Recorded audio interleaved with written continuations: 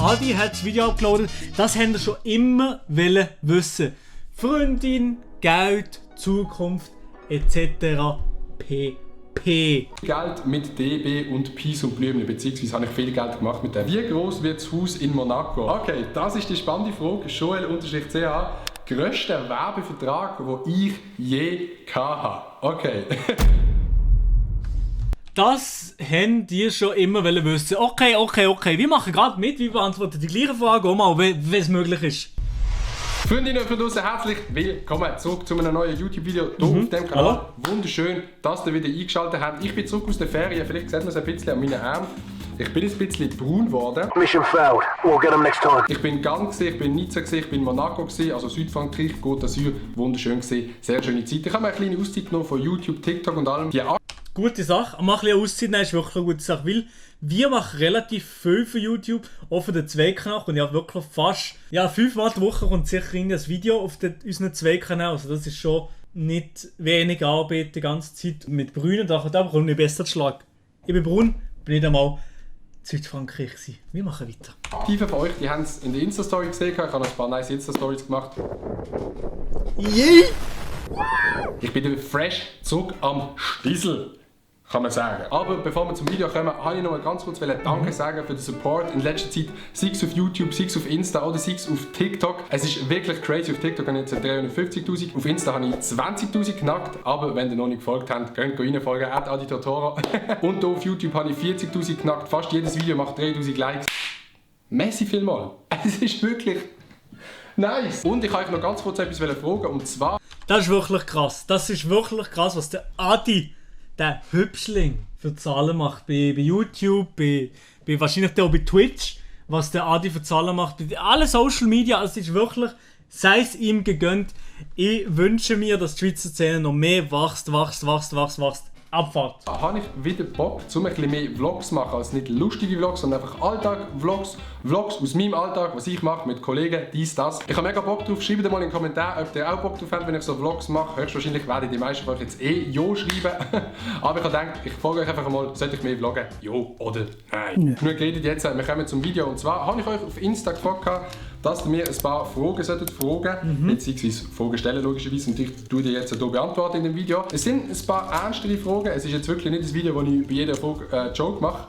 Wirklich nicht. Holt euch ein bisschen Popcorn, ich mache ein bisschen chillige Musik hin. Ich habe kein Popcorn, aber ich habe Tourist-Schokolade von Frey. Ja, Frey ist aber eigentlich nicht meine Favorite Brand für Schokolade, aber das kann man machen. Ja, und dann machen wir ein nice kleines Q&A. Und wir droppen gerade rein mit einer Frage, die geisteskrank viele Leute die ganze Zeit stellen. Und zwar, Adi, hast du eine Freundin, oder wie Nati selber gefragt hat, hättest du momentan gerne eine Freundin? Das ist ich habe eine Freundin. Ja, von dem her, das ist meine Antwort.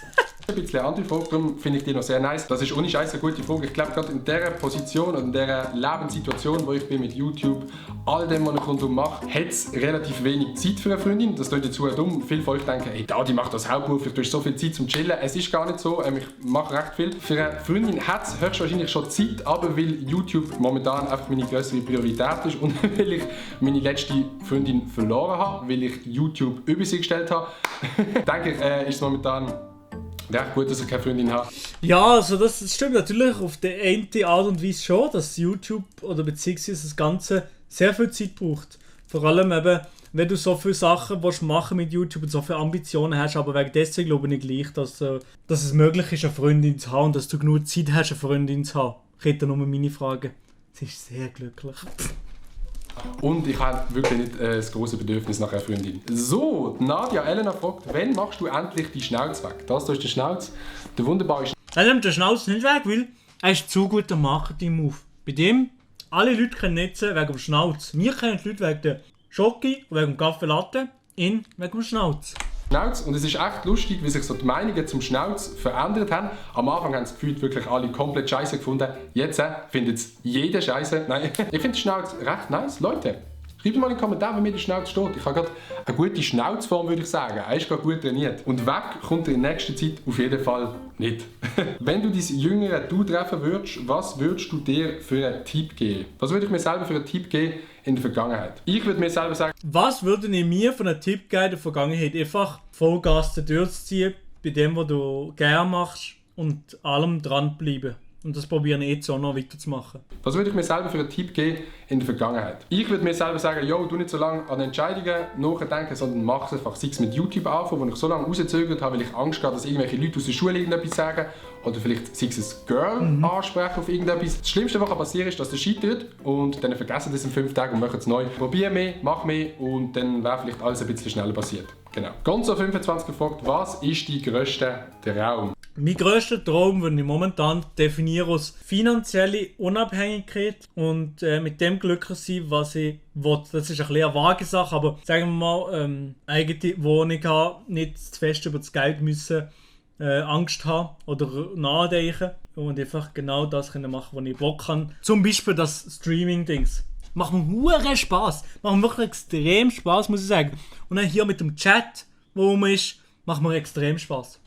Mein grösster Traum ist, dass ich später einen Job machen kann, der mir Spass macht, wo ich gerne angehe und wo ich nicht das Gefühl habe, dass ich jetzt wirklich arbeiten muss, aber auch einen Job, der mir finanziell sicher etwas bringt, weil ich bin nicht ein Mensch, der gerne mit finanzieller Angst lebt. Also ich finde es eigentlich scheiße, wenn ich immer so im Kopf muss haben, habe ich jetzt genug Geld, habe ich jetzt... Wer hat schon das gern? Es gibt Leute, die weniger Probleme mit dem, aber ich will ja einfach unabhängig sein und nicht mehr gross über das müssen überlegen. Genug Geld. Ich habe es gerne, wenn ich weiss, mein Einkommen ist einigermaßen sicher. Ich bin zwar nicht angestellt, ich bin selbstständig momentan, aber momentan ist es nicht schlecht. Aber später, wenn man in einer eigenen Wohnung wohnt, wenn sich sonst das Leben irgendwie verändert, dann will man auf jeden Fall finanziell abgesichert sein. Ich habe ein besseres Leben. Genau das gleiche wie ich. Aber wenn ich finanziell abgesichert bin, darum ist mein grösster Traum, dass ich einen Job habe, der mir mega Spass macht, in der Medienbranche, Film, Fernsehen, irgendetwas in die Richtung. Und natürlich nicht allzu schlecht verdienen. Ich sage das offen und ehrlich, ich finde das nice. Okay, das ist eine echt grosse Frage und zwar von der Jasmin.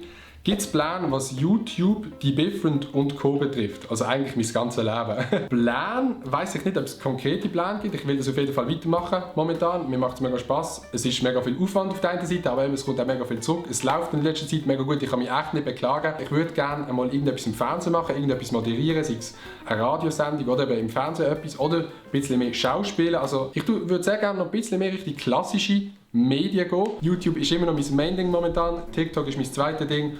Und der Rest, der kommt und geht. Aber so fixe Pläne für die Zukunft habe ich nicht. Aber ich will auf jeden Fall mehr Abos haben als der Mark Galaxy. Ah nein, nicht Mark Galaxy, Nilay. Digga, ich vergesse es immer. Mark Galaxy, Nilay, Mark Galaxy, Nilay. Nilay. Hast du schon mal darüber nachgedacht, schwul zu sein, no hate? Hast du schon mal darüber nachgedacht, schwul zu sein? Ja. Ja, sicher muss ich da schon mal gefragt, wie es wäre, vielleicht mit der Mama zusammen zu sein, aber da ich irgendwie gar kein Interesse für das verspüre, ist das nie länger gewesen als vielleicht eine Minute lang oder so. Also ja, auf jeden Fall, oder? Also, ihr Chat, ihr natürlich auch, oder? Ich weiß nicht, also ich glaube, die Leute, die das noch nicht gemacht haben, die sind einfach noch vielleicht zu jung für das, ich weiß nicht. Jeder fragt sich doch an irgendeinem Zeitpunkt, bin ich hetero oder bin ich schwul? Ich finde, es ist keine schwierige Frage, ich bin hetero, kann das offen sagen. Von dem her alles easy, wenn ihr schwul sind, ist nice, wenn ihr hetero sind, ist nice. Das Einzige, was nicht so nice ist, wenn ihr Abonnent von Milo sind. Da hey! Noch mal ein bisschen überlegen. Es ist so ein 31er, Digga! Das gibt's doch nicht! Wir machen weiter und wir hören nicht mehr zu. Wann bist du das letzte Mal so richtig glücklich gewesen? Merci vielmals für die Frage, das fragt mich nämlich nie in meinem Leben. Das letzte Mal so richtig glücklich bin ich in der Ferien gewesen, vor ein paar Tagen. Das war mit dem Joshi, mit meinem Kollegen. Das waren wirklich sehr, sehr nice Ferien gewesen. Wir haben einen Roadtrip gemacht. Wir sind mit dem Auto auf Nizza runtergefahren. Das war sehr, sehr wild gewesen und wir haben dort coole Leute kennengelernt. Wir sind Klippen gumpen. Die haben es auf Insta gesehen. Wenn ihr mir auf Insta folgt, dann haben sie es gesehen und sonst sind einfach Müll. So ist es einfach.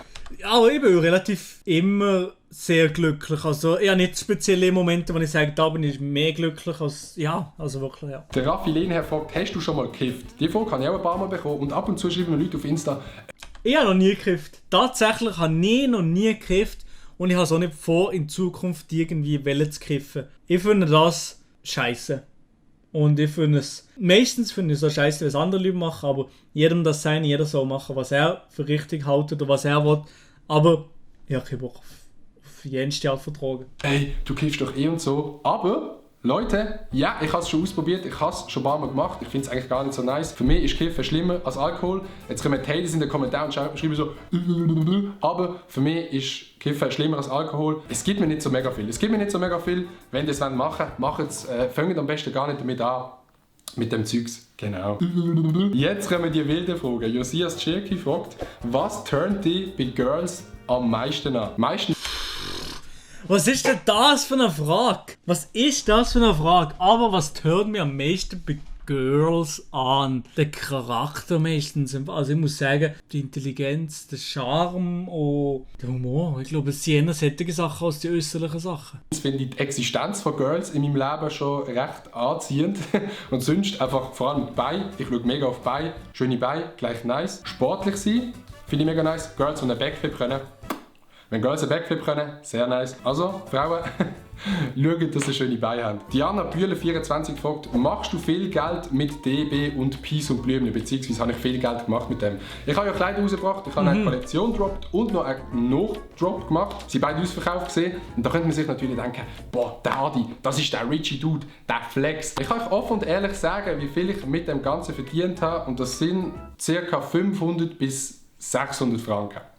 Ich habe die Marke vor etwa 1,5 Jahren gegründet, das war die Idee, dann habe ich Designs davon machen und dann habe ich Aber sagen wir ehrlich, ist gleich schon schmackhaft, ist gleich schon geil. etwa 4 Monate lang recht anstrengend an der Webseite, die Designs, Produktionsfirmen, mit allem habe ich da geschafft und mit dem Ganzen habe ich etwa 700 Stutz verdient. Das heisst, Kleider, es lohnt sich nicht wirklich, ich finde es mega geil, aber wirklich zum davon leben, da musst du so viel verkaufen und gerade in der Schweiz ist das mega schwierig. Also ich habe recht viel verkauft, aber schon nur aus dem habe ich nicht so viel Gewinn gemacht, weil gerade wenn man es halt in kleinen Mengen macht, Fixkosten sind immer gleich groß, das heisst Webseiten, Kleider, Zoll, bla bla bla, alles was dazukommt, das ist eine riesige Sache. Das heisst, ich habe nicht viel verdient, ich habe ein bisschen etwas verdient, aber nicht viel. Grösster Ja, das muss man eher machen, weil man Spass daran hat. Vertrag, den ich je hatte. Okay, jetzt können wir die Zahlen droppen. Ich muss ehrlich sagen, seit das Ganze so ein bisschen gewachsen ist im letzten Der grösste Werbevertrag, den ich gehabt habe, ich sage jetzt nicht genau was, wie, wo, aber ich habe ungefähr 4000 Stutz verdient. halben Jahr sind auch die Werbedeals ein bisschen grösser geworden. Nichtsdestotrotz ist für mich persönlich der grösste Werbedeal, den wir hatten, immer noch gesehen, die Kreuzfahrt mit dem Marc, Saturday and Sunday und der Sarah Leutenegger, die wir vor circa ein bisschen mehr als einem Jahr gemacht haben. Da sind wir von Miami auf St. Martin und auf Kuba gefahren, glaube ich. Das ist sehr nice gesehen. Und darum würde ich sagen, für mich auch die grösste, wie jetzt geheißen? Genau, darum ist das für mich auch der grösste Werbevertrag gesehen. Jo, aber er droppt keine Zahlen. Ich habe einfach meine Zahlen gedroppt, das war's komplett, Digga. Schneider Tizian fragt, wie groß wird das Haus in Monaco? Das ist, weil ich eine Insta-Story gemacht habe, wenn ich geschrieben habe, dass ich nicht mehr zurück in die Schweiz komme. Aber ist natürlich nicht ernst gemeint gesehen. Ich bin hier daheim angekommen und dann bin ich in so einer wieder daheim sein Depression. Kate, kennt ihr das, wenn ihr aus der Ferien heimkommt und dann kommt ihr in die Schweiz und dann merkt ihr, dass das Wetter so scheiße ist. Jetzt draußen ist es einfach wieder bewölkt. In Südfrankreich einfach wunderschönes Wetter und ich bin gerade so in einer Depression, dass ich gerade einen kleinen Hate auf die Schweiz habe, obwohl die Schweiz auch mega schön ist. Sehe ich so aus, als hätte ich das Geld, um in Monaco ein Haus zu bauen. Da müsste ich ganz ein bisschen mehr die different Sachen verkaufen. So nicht. Und auch der Andy hat eine Question gestellt und zwar, was haltest du vom Maelo? Der Maelo ist natürlich Was haltest du vom Maelo? Was ist denn das für eine Frage? Aber Ehre, wer das gestellt hat, der Andy oder was? Andy! Kuss geht raus an den Ehren-Andy! vom Maelo. Der Maelo ist natürlich ein absoluter Ehrenbruder. Ich fühle den Maelo momentan gerade mega, weil er ist einer von den Schweizer YouTubern, der momentan mega im Grind ist. Er hat einen zweiten Kanal, er streamt, er macht auf dem Hauptkanal regelmäßig Videos. Ich fühle es mega, wenn Leute so im Grind sind, wie er es gerade ist, weil in der Schweiz gibt es einfach momentan zu wenig Leute in der YouTube-Szene, die so mega in dem Grind sind, wo einfach das Konkurrenzverhalten ein bisschen stärken oder dass auch ich oder der Mailo oder so das Gefühl bekommt, oh fuck, jetzt müssen wir machen. Wir können easy einfach mal jetzt 2 Monate nichts machen. Wir wären in Anführungszeichen, und das klingt jetzt super abgehoben, vielleicht immer noch relevant, weil es halt einfach so wenig Leute gibt. Aber ich finde es mega nice. Da rein, Mann, das Herz, Bro. Adi, ich will schon mal darüber geredet, aber ja, das ist der Grind, wo ich jetzt drin bin und ich will gar nicht mehr daraus rauskommen. Ich meine, noch hier der Chat, der hier drin ist wirklich auch fantastisch. Es ist ein Fakt und es ist hure geil, es sind so viele Leute am Start und können so viele Leute auch verbinden mit den Streams, mit den Videos, mit den 2-Kanal-Videos. Das ist einfach geil und macht extrem Spaß. Das ist in letzter Zeit auch der Oli Nelson, der Nicola Probst, der Niki, die LaRouche, die aktiv waren, sind Nati ist mega aktiv. Das heisst, es kommt Leute, wir werden grösser, aber der Maelo, fühle ich, Digga, feiere ich. Leute! Ja, ey, das kann ich aber auch nur zurückgeben. Das kann ich wirklich nur zurückgeben. Der Adi ist auch einer der einzigen, wo ich muss sagen, der extrem durchzieht, das Social Media Ding. Und ich sehe jetzt ja, 20'000 auf Instagram, 350'000 auf TikTok, 40'000 auf YouTube. What the fuck? Unglaubliche Zahlen. unglaublich, wie es bei dem läuft. Merci vielmals für die Frage, hat sehr nice und spannende Fragen dabei gehabt. Ich finde es mega nice, mal die Fragen so ein bisschen ernster oder realer zu beantworten, kann man das so sagen. Merci vielmals für das. Folgt mir auf Insta, wenn ihr das nächste Mal auch Fragen stellen und schreibt in die Kommentare, ob ich ein bisschen mehr vloggen soll. Einfach aus dem Alltag raus, auch ein bisschen die Kamera nehmen und yo! Schreibt das auf jeden Fall mal in die Kommentare. Ja, wäre geil, ja. Kein Like, tönt kein Abo dolo und tönt die Glocke auf jeden Fall nicht abonnieren, weil das ist ganz böse. Ich würde sagen, wir sehen uns nächsten Sonntag wieder bei einem neuen Video. Geiles Video. Ich bin dann mal raus. Peace und Blümli. Hey, nochmal die Wörter, die Adi gedroppt hat bezüglich von mir. Sehr, sehr cool, Adis, freue mich sehr. Ich gebe da auf jeden Fall ein Like, das war ein cooles Video gewesen. Habe ich auch gut mitmachen mit den Fragen, mitbeantworten und so weiter. Das freut mich.